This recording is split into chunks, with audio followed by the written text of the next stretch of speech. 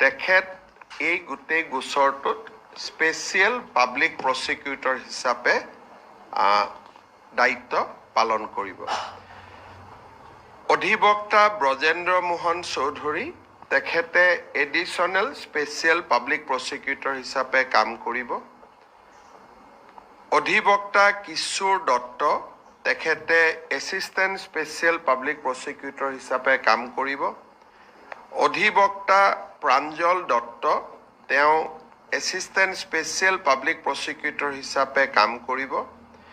অধিবক্তা বিকাশ জামাৰ তেখেত assistant special public prosecutor হিচাপে কাম কৰিব। এই 5জন অধিবক্তাৰে গঠিত ন্যায়িক টিমটোৱে এই গোটেই যি আমি চাৰ্জশ্বীট দাখিল কৰিছোঁ, অভিযোগনামা দাখিল কৰিছোঁ, এই গোটেই ন্যায়িক প্ৰক্ৰিয়াটো আগুৱাই লৈ যোৱাত সহায় কৰিব, আদালতক তেওঁলোকে সহায় কৰিব।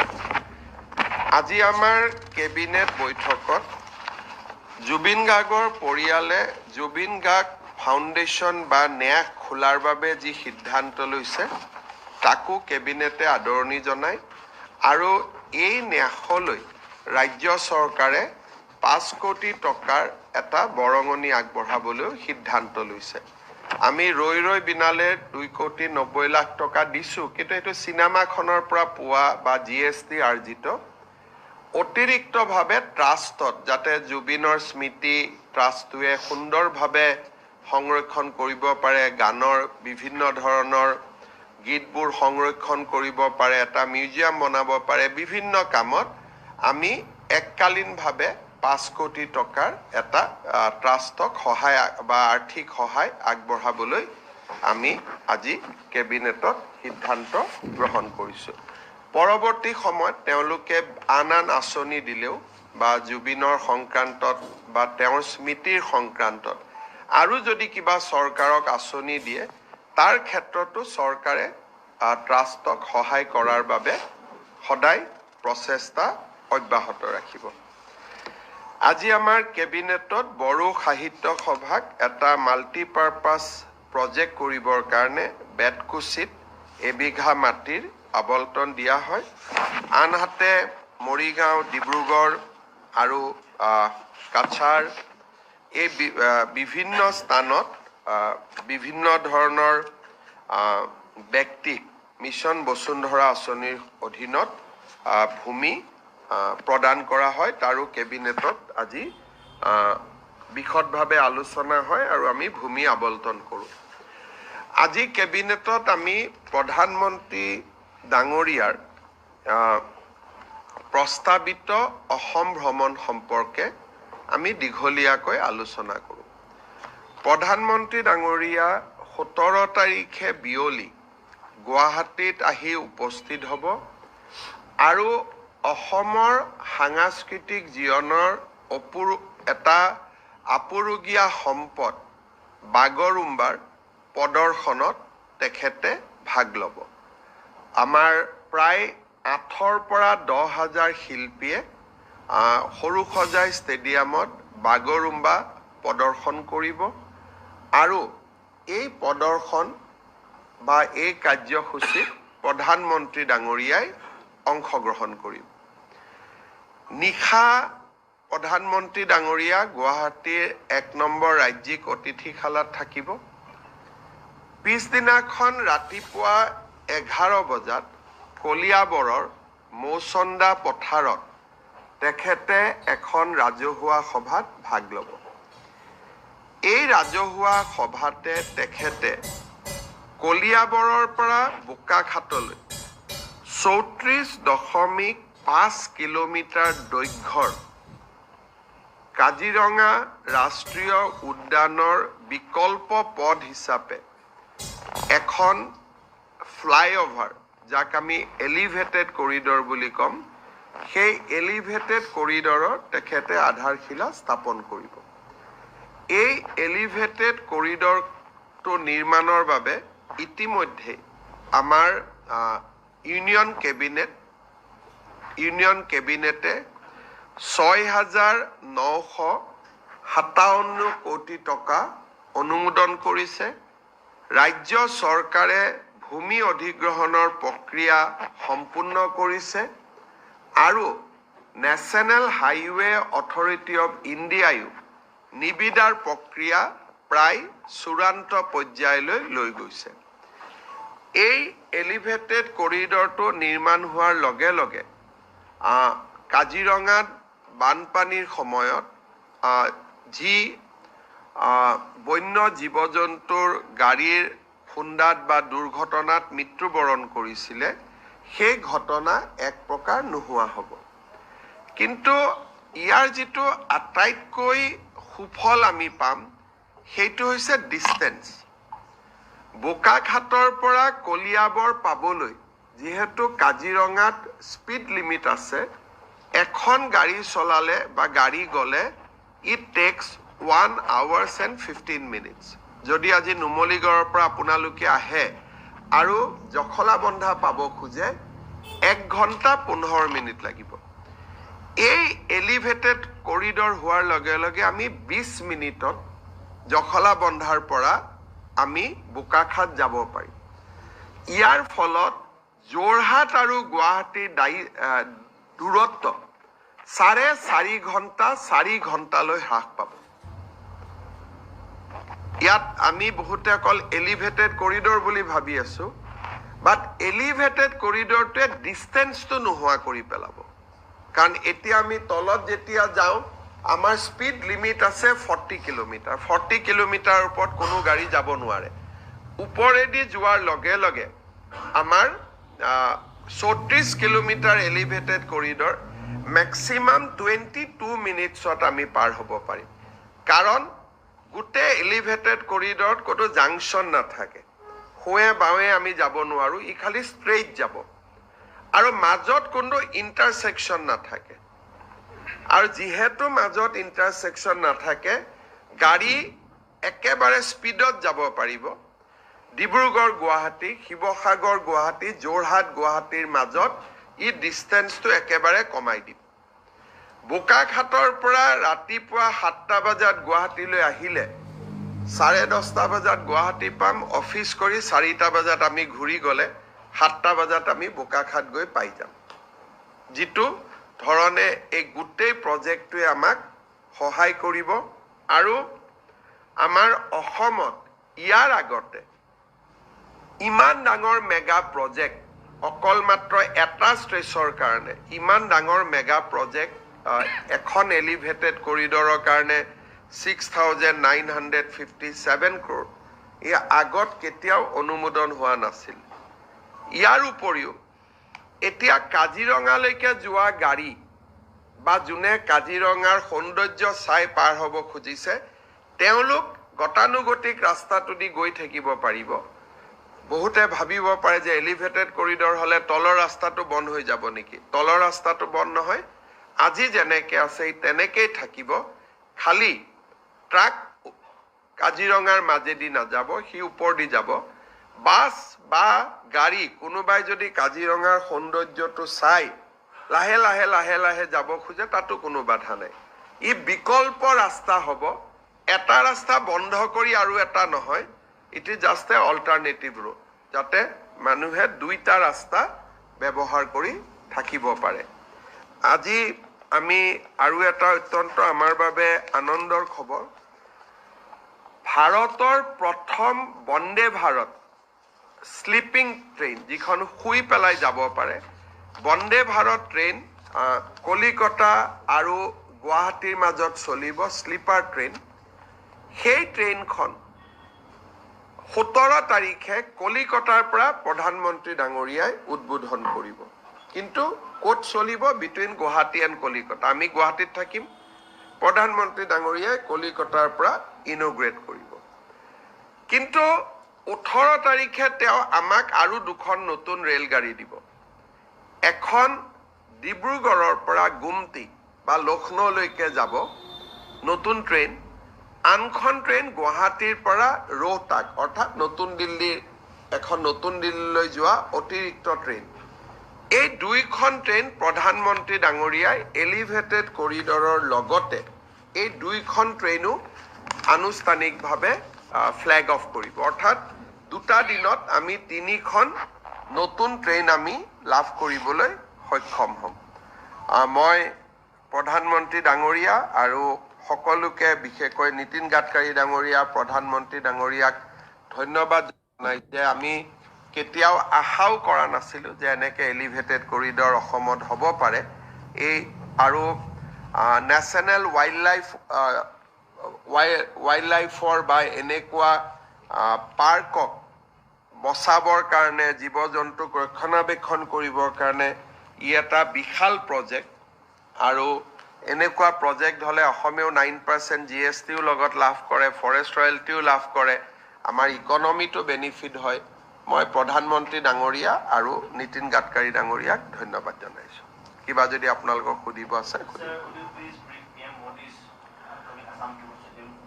Honorable Prime Minister of India, Sri Narendra Modi ji will come to Guwahati on 17. He will witness a collective performance of Bagurumba dance, a traditional dance form of Bodo society, in our stadium. The dance will be performed by 8 to 10,000 artists, and it will be one of the unique performance which will be witnessed by the people on that day. On 18, Prime Minister will travel to Kaziranga and he will lay the foundation stone of a elevated corridor between the Kaziranga and Bokakhat, basically to bypass Kaziranga while you are traveling from Lower Assam to Upper Assam. This will save wildlife during the flood because we lost lot of wildlife during the flood because of road accident when the wildlife actually start moving to hills during the flood area. It will also reduce the distance between Upper Assam and Lower Assam by 1 hour. The cost of the project will be rupees 6,957 crore and distance will be 34 crore. Prime Minister of India, Sri Narendra Modi ji will also inaugurate a Vande Bharat sleeper train, first time in our country, between Calcutta and Guwahati on 17 itself from Calcutta. But on 18, he will again flag off two important train for people of Assam, basically from Dibrugarh to Gumti and Guwahati to Rohtak. So these are lot of development going on in Assam. I welcome Prime Minister and I also offer our deep gratitude for sanctioning such a big project, a elevated corridor at a cost of 6,957 crore to Honorable Prime Minister.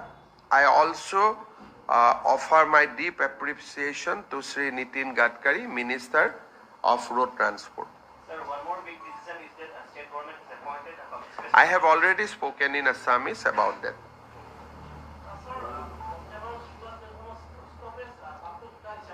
খুব ভাল কথা stoppage যদি হৈ যায় ইটো আর বন্দে ভারত নহব আমাকতো গুৱাহাটী কলকাতাৰ মাজত পইণ্ট টু পইণ্ট লাগে যাতে মাত্ৰ 8 ঘণ্টাত গৈ পাব পাৰে 7 ঘণ্টাত যদি সেইখনো এনেকে গৈ থাকিব পাৰে তেতিয়ালে তো এখন বন্দে ভাৰত নহবগৈ সেইকাৰণে যদি ৰখি যায় তেতিয়ালে তো নহব এটা 7 ঘণ্টা কমি যাব গতিকে ক্যাপিটাল টু ক্যাপিটাল সেইকাৰণে আমিও বিচৰা নাই যে বন্দে ভাৰতখন কৰবাত ৰখি যাও যদি বঙাইগাঁৱত কেতিয়াবা ৰখে এটা বেলেগ কথা কিন্তু যদি নলবাৰীত ৰখে ৰঙিয়াত ৰখে বৰপেটাত ৰখে এখন তো বন্দে ভাৰত হৈ নাথাকিলে স্যাৰ অন্য এটা প্ৰসংগ যেটো নিৰ্বাচন আহি আছে নিৰ্বাচনৰ সন্মুখত দেখা গৈছে যে এবাৰ মিয়া মুছলমানৰ ভোটৰ কাৰণে কংগ্ৰেছে আমচুৰ সভাপতি সদ্য পদটিকে সভাপতি ৰেজাউল কৰিমক যোগদান কৰাব আৰু ৰেজাউল কৰিমক ষ্টাৰ কেম্পেইনাৰ কৰি মিয়া মুছলমানৰ ভোটৰ কাৰণে সব ব্যক্তিৰ ওপৰত মই আলোচনা কৰিব নোখোজো কাৰণ কোনোবা পাৰ্টিত জয়েন কৰিব নকৰিব বেলেগ কথা কিন্তু এটা কথা স্পষ্ট যে কংগ্ৰেছৰ গোটেই নিৰ্বাচনটো অবৈধ বাংলাদেশীৰ ভোট এইটোৱে হল তেওঁলোকৰ ভোট বেংক কিন্তু দুৰ্ভাগ্যৰ কথা যে অসমৰ মিয়া মুছলমানসকলে তেওঁলোকক টকা পইচাও দিব লাগে, চিটো ল'ব লাগে, আৰু বিপদৰ সময়ত কংগ্ৰেছে তেওঁলোকক কোনো খবৰ কৰিবলৈও নাযায়। আজি যিমানটা এভিকশ্যন হৈ আছে, কৰবাত গৌৰৱ গগৈক যোৱা আপোনালোকে দেখিছে নেকি? আজি আমাৰ যদি ভোট বেংকত বা আমাক ভাল পোৱা মানুহৰ ঘৰত এভিকশ্যন হ'লহেঁতেন আমিতো গ'লোহেঁতেন। কিন্তু মোৰ সেইকাৰণে কেতিয়াবা মিয়া মুছলমানসকলৰ কাৰণে বেয়াও লাগে যে যাক ভোট দিওঁ তেওঁলোকেও তেওঁলোকক মৰম নকৰে। আজি বিজেপিয়েতো অন্ততঃ আমাক ভোট দিয়া মানুহখিনিক আমি মৰম কৰোঁ। আপোনালোকে চাওক, সদায় এভিকশ্যন হৈ আছে। কোনোবা এভিকশ্যনত গৌৰৱ গগৈক যোৱা দেখিছে নেকি? ঠিক আছে, এভিকশ্যনৰ সময়ত যোৱা নাই, পিছততো 2টা বিস্কুটৰ পেকেট দিব পাৰে। দেখিছে নেকি যোৱা? গতিকে এইটো মিয়া মুছলমানসকলে দুৰ্ভাগ্য এটাই লৈ আহিছে যে যাক ভোট দিম তেওঁ আমাক নাচায়। কংগ্ৰেছৰ বিশ্বাস নোহোৱা হৈছে নেকি যে তেওঁলোকৰ কাষ চাপিবলৈ? সেইটো কাৰণে তেওঁ নহয়, কংগ্ৰেছৰ কথা হ'ল আমাক ভোট লাগে, টকা লাগে। আমাৰ মানুহৰ ওচৰততো কংগ্ৰেছ নাহেই। আজি চাহ বাগিচাত ৭৫ বছৰ জুৰি মাটিৰ পট্টা নিদিলে, বাগিচাৰ মানুহৰ ভোট ল'লে, অসমীয়া মানুহৰ ভোট ল'লে, অসমীয়া মানুহক প্ৰবঞ্চনা কৰিলে। এইবাৰ যোৰহাট সমষ্টিৰ মানুহৰ ভোট ল'লে। MP ফাণ্ডত কৰা কামবিলাক আপোনালোকে নিজে এদিন চাব, আপোনালোকে গম পাব যে মানুহক কিমান প্ৰবঞ্চনা কৰিব পাৰে। যোৱাকালি নে পৰহি আপোনালোকে দেখিছে যে বাকচত পৰামৰ্শ ল'লে আৰু পৰামৰ্শবিলাক তাতেই পেলাই থৈ গুচি আহিলে। গতিকে কংগ্ৰেছ কাৰো বন্ধু নহয়, মিয়া মুছলমানৰো নহয়, অসমীয়াৰো নহয়, বঙালীৰো নহয়, হিন্দী ভাষীৰো নহয়, চাহ বাগিচাৰো নহয়। তেওঁলোক খালি নিজৰ কাৰণে আছে। এনেকুৱা কৰবাত নেতা দেখা পাইছে নেকি যাৰ পৰিয়ালৰ 3জনেই ফৰেনাৰ? যোনদিনাখন ৰাষ্ট্ৰীয় পতাকা ঘৰত স্বাধীনতা দিৱসৰ দিনা উত্তোলন কৰিব লাগে, তো তেওঁ অকলে উত্তোলন কৰি থাকিব, লগততো বাকী কেইজন ফৰেনাৰ্ছ থাকিব। গতিকে এইটো এটা অদ্ভুত পাৰ্টি, এইটো কৈ লাভ নাই। Mr. Zigmund, sir, there will be 3 elections for 3 Rajya Sabha seats in Assam, and AIDF is seeking the support of Congress again to send Maulana Badruddin Nazbag to Rajya Sabha. BJP, AGP and our united front will put 3 candidates. We'll put all the 3 candidates against the 3 Rajya Sabha seats.